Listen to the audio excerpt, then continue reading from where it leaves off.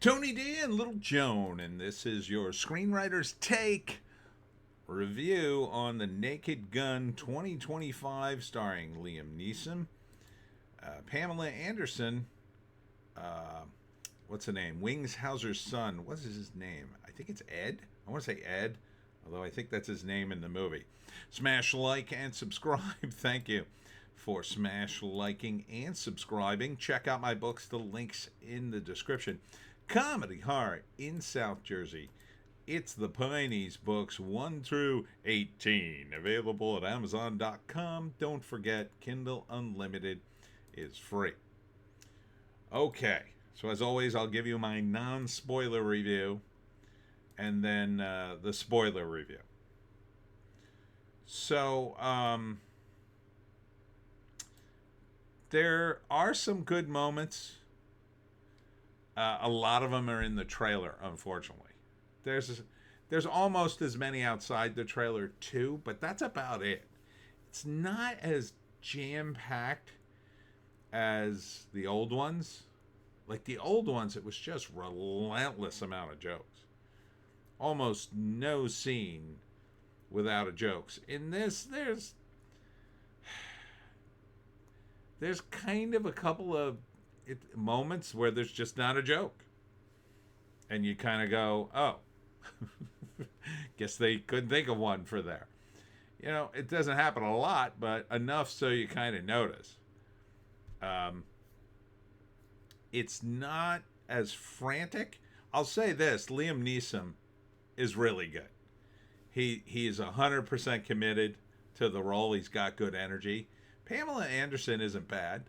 She's got one really good scene where she gets to do something crazy. There's a lot of callbacks to the original, which is great. There's the O.J. Simpson joke in the beginning, which you probably saw in the trailer. There should have been more of that, because that was the closest thing this movie comes to edgy. I would have liked to have seen a lot more of that. Doesn't really. Most of the jokes are pretty safe after that. There are, let's see, there's also a couple of cameos of props and other people from the old movies, which is great. I mean, I love that part. But, you know, overall, I would say it was okay. Kind of mid. A little overhyped. I mean, a lot of the critics like it. Two critics that I read at the end, John Nolte and I forget who else, said it was okay. And that's kind of where I land. It was all right. I don't regret going. Although, again, my movie experience, as always, completely sucked New Year's Eve balls. That's a reference to the movie. Brutally expensive evening. I decided to get food because I hadn't eaten dinner. It cost me $40 for the food. So that would be 2 drinks, a popcorn, a hot dog, and waffle fries, which were pretty good, I'll grant you. But all that together was $40, like 41 bucks. That was pretty insane. Yeah. But I'll give it to him. At least the food was edible. I mean, I didn't feel like sick after I ate it. Low bar, I know, but sometimes I eat movie food and I don't feel too good afterwards. I know, Joe. And of course, a ridiculous half-hour wait until the movie actually started, which is a shame because this movie's nice and short, but I gotta say, the pacing doesn't make it feel short. I think the pacing needed to go up a couple of notches. But overall, it was okay. I give it like a 6, maybe a 7, with the wind behind it. It would have been better had I seen it on streaming. It probably also would have been better if I hadn't read all the critics' reviews and gotten a little too psyched for it. I think they oversold it to me. So lower your expectations. I think you have a good time. All right, now the non-spoiler review. It's not much to tell in the spoiler review. First act, we reestablish Police Squad. It is now the home of Frank Drebin Jr., who is a police officer, and his partner, who's played by God, what's his first name? It's Hauser. He's Wings Hauser's son. Is there a listing of the? Yeah, here we go. Let's see. Producer Seth MacFarlane. Paul Walter Hauser. That's it. Yeah, he plays like Liam Neeson's partner, and Pamela Anderson's the love interest, and they're both pretty good. They don't give a lot to do for Paul Walter Hauser. He doesn't have much of a character. He's just sort of there, and he has a couple of bits, but they're so, I don't know. It felt a little empty. Yeah, I mean, John Nolte said the movie runs out of gas. It kind of does. It kind of does. By the end of the movie, it was like, all right, just end it. And then the weird thing was they ended on a bit that they've ended on before, and they reused the police squad siren credit bit, if you've ever seen that, where it just drives through everything, which was weird. I remember seeing that on the old police squad. I mean, it's a funny bit, but like, why completely? It seemed like they completely reused that the one. I don't know. By that time, I didn't care. We just wanted to leave. That's the kind of vibe it gives. It just peters out. Like, the first act is pretty solid, and that's all set up. It gets a little too in the weeds on the plot and what police squad is, and that Frank is working on bank robberies, and then he gets transferred to collision, and that doesn't even seem to matter in the story, so I don't know why they even bothered. The captain is played by a woman, a black woman. I feel like it should have been a shouty black man, but they've done that bit before. So I think a lot of this movie, the reason you don't get sort of the kind of primal laughter that some of the other movies have given us over the years, is because the writers, to their credit, really strived to do nothing but original jokes, at least, within the movie, and a few callbacks, but that was fine. And in the process, they eliminated some of the obvious jokes, which kind of would have been fine. Like, if they had, I've seen at least 2 different comedy movies with the black police captain who just shouts endlessly at the rogue cop, and it would have been fine. Or you needed to give him another cliche character bit. Paul Hauser definitely needed that. He needed something.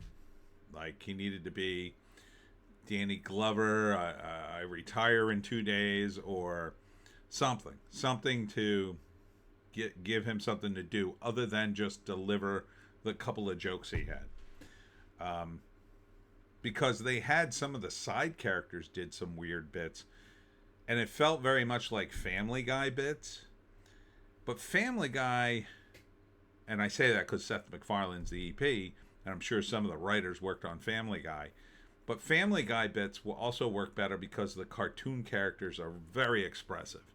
And they're very two-dimensional, and they just get super weird on Family Guy for no reason. And it's funny. But in live action, it kind of lands. And it kind of did. The casting was cool. So it doesn't quite work. It's like I said, it's about 6 or 7. 6.5. Let's split the difference. The second act is about this convoluted plot about a murder, and a plot to which is literally called a plot device. Ha ha! Thought that was funny. Where they're going to basically destroy the world, and a bunch of billionaires are going to go into a bunker, and the entertainment's going to be Weird Al Yankovic, which was another funny bit. So it's not by no stretch terrible, but it feels very much like it would be a lot more solid if you streamed it. And then you could forward some of the ending, which just seems to go on forever. You know, they have this amazing fight during the opening scene, which you see part of in the trailer with the bank robbery here. And then they have a fight at the end. It's not nearly as good. They really needed to kick up that end fight. Like, that had to be, like, crazy. I wanted to see, like, an insane amount of fighting at the end. I also wanted to see references to Liam Neeson's movies and making fun of him and his movies. Like, how could you not do I have a very specific set of skills bit? How could you not do that? Like, how can you not do a Taken bit? I don't know how you don't do a bit like that in this movie. I 100% expected that. A parody of Taken, at least for a portion of this movie.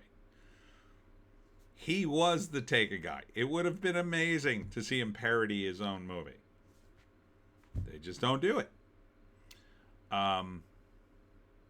So I'm not sure what other parodies you could have jammed in here or bits, but it needed a handful of more, and it needed just a couple of very specific ones.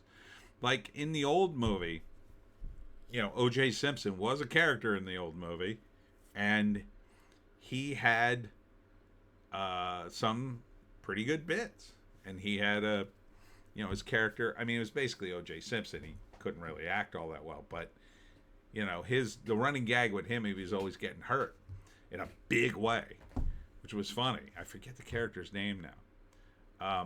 They needed that for Paul Hauser. He needed to like keep getting shot or run over or something. The one scene where he does get hurt is pretty funny, but it kind of ends, and he's kind of not that hurt. Which I know that's kind of mean to say, but in The Naked Gun, O.J. Simpson's character gets hurt early in the movie, and it's funny. And then later, he's in a wheelchair recovering, and then he gets hurt again because Drebin accidentally, like, slaps him on the back while he's in the wheelchair, and he goes down a stairwell and then, like, falls off a balcony. Like, that's pretty funny. We needed more of that. So, the movie falls short for me. It's you know, it is a return to form in some ways. Joan. It is a return to form, dog. A return to form. It wasn't woke. I'll give you that. It was not woke. Oh, Lisa Marie Presley makes a brief cameo. They just have a shot of her. And the beaver is in it. Remember the stuffed beaver from the earlier movie? It was from the Naked Gun, not Police Squad. That was in the background of a shot. Pretty funny. Or pretty good to see anyway. But, it just needed more. It needed more, doggy. But not bad. It's okay, I guess. Probably textbook definition of mid for me. Probably about where an episode of Family Guy is now, you know. Family Guy to me was one kind of show initially. Then they turned it up. They turned the comedy up to 11 and forgot about any kind of continuity. And for a while that really worked. And then it kind of reached this weird plateau of it's not as funny. It's a little too, I don't know, too aware of itself. And this just kind of doesn't even go through those stages. It's kind of just, you know, they put just enough laughs in there to qualify as a comedy movie. If they had removed even one laugh from this, you'd be like, that was okay. You'd probably 100% agree with me. But I think most normies will like it. I think they, you know, are looking for something just senseless and stupid to watch. which is good. That's what sometimes a comedy should be, just totally absurdist and senseless. Right, Joan? Stop licking my shirt, Joan. Stop licking my shirt. So, kind of a disappointment, but kind of okay at the same time. I don't know how else to describe it. I don't know if you'll like it or not. I kind of feel like my job in this review is to lower your expectations so you will like it. So you go to it and say, he was too hard on this movie. I feel like if I tell you, oh yeah, it was pretty good, you'll go in and go, it wasn't that good. So that's kind of where it is. It's right in that sweet spot.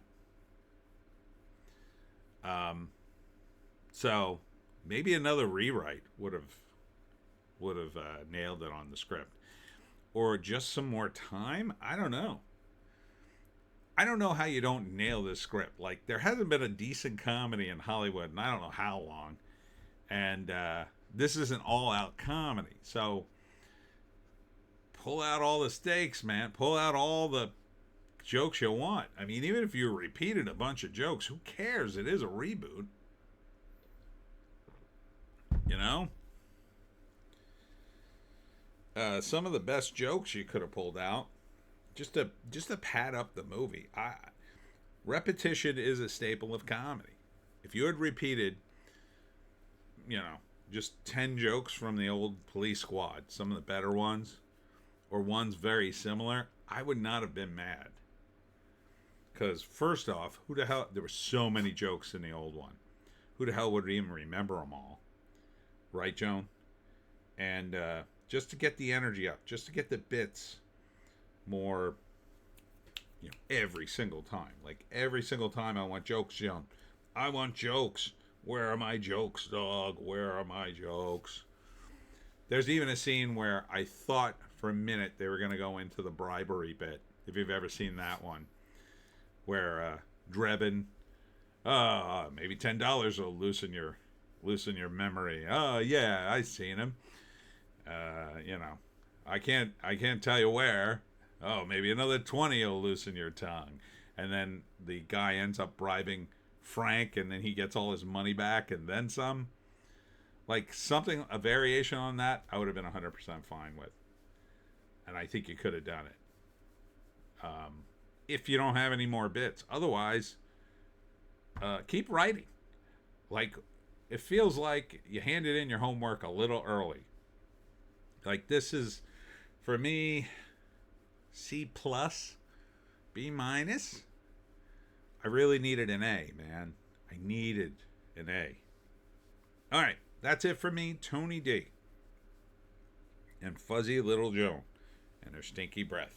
Thanks for tuning in. Nothing going on this weekend, but join me in LBI Book Swap in Beach Haven, New Jersey on Tuesday for book signing.